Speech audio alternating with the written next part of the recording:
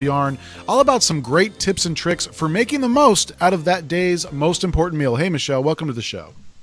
Hi, guys. How are you? It's good to have you with us. You are kind of well, you're a lifestyle expert, but you have worked on TV. You've been in front and behind the cameras. We've seen you on OK TV, Daytime, the Morning awesome. Blend, the Daily Buzz. For gosh sakes, you've got you host the Lifestyle List, and you're married, right? You got kids, and so we're talking about the most important meal of the day. And I should mention that National Breakfast Day is coming up on the 13th, next Monday. Is that correct? Yes, it is. And you know what? The thing about breakfast, too, we know it's the most important meal of the day, but it doesn't mean it has to be super early in the morning or first thing when you wake up, right? So you can enjoy breakfast food any time of day. And my kids especially, we like doing breakfast for dinner from that hometown original bacon.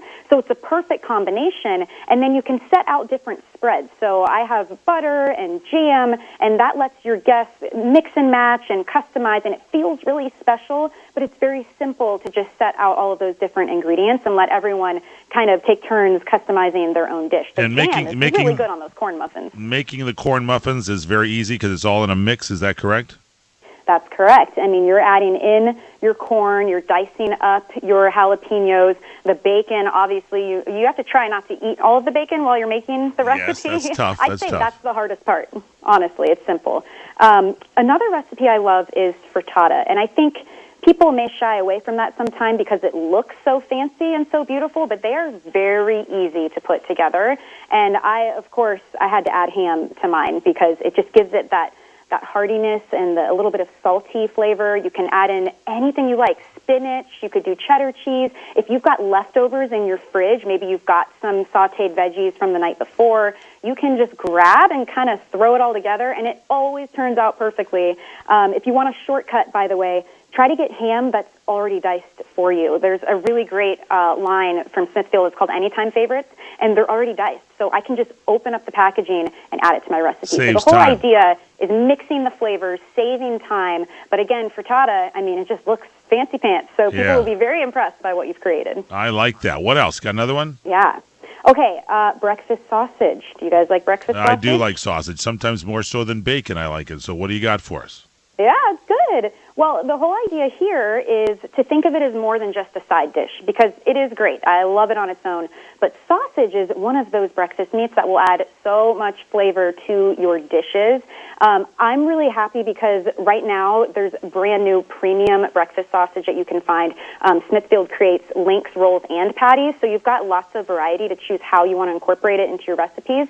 So I created some sausage and egg tarts. I wish you guys could see these. You have a puff pastry, and then inside you have egg, tomato, asparagus, and of course your breakfast sausage. So you just get that savory little bit of spice. Yeah, this is inside the puff pastry, huh?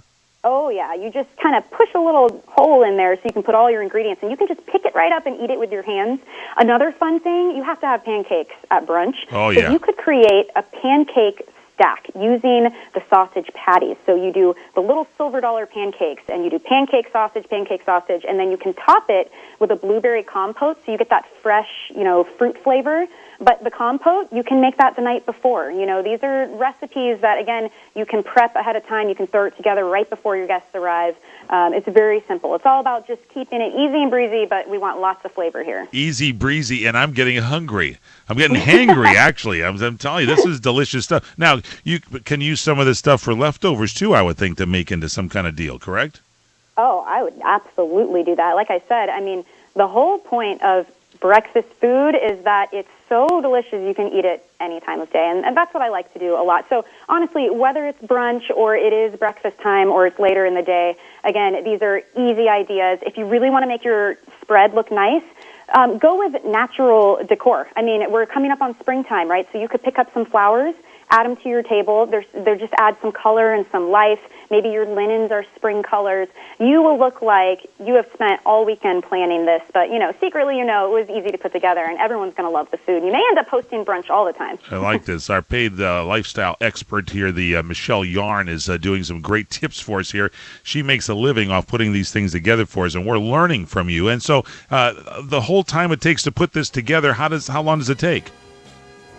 Honestly, it depends how you space it out. So for me, like I said, doing prep work ahead of time is key. So maybe that's the night before. You can dice up your vegetables. You can make your compote. You can have your shredded cheese already portioned. That's what I like to do. So day of, everything's ready, and I'm throwing it together and popping it into the oven, or you're putting it together right before your guests arrive. You can get help. I like to put my kids to work. They have some fun. So you're talking like about less than 20 minutes putting this whole stuff together then, right? Even less than that. Each of these recipes, yes, they average cook time is about 20 to 25 minutes. They're Michelle very Yarn. You can head to smithfield.com. Every single recipe I mentioned is there, and you'll see. That's the website, smithfield.com, for these recipes? That's it. Yep, SMITHFIELD.com. Thank you, Michelle Yarn. Don't be a stranger. Come back again. We love it. You're giving us new ideas to improve our breakfast. My number 2 does not look like a number 2. I don't know what to call it. Is there a number 3? Table for 4, please. Anything close to the restroom. A middle seat with these stomach problems? That's my fear of flying. Sound like you?